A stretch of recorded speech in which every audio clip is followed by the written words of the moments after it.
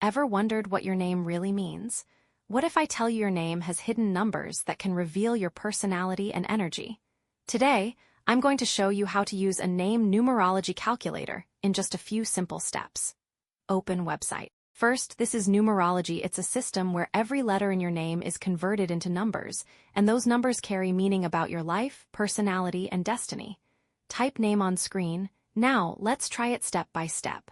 Just enter your name here, point to input box, then choose your calculation method. Show options. You'll see 3 methods: Chaldean, Pythagorean, and default. Chaldean is the ancient method based on vibrations and spiritual energy. Pythagorean is the most common modern method, using numbers from 1 to 9 in a simple pattern.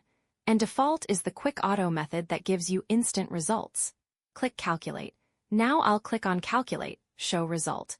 And here it is. Your name numerology number is generated with its meaning.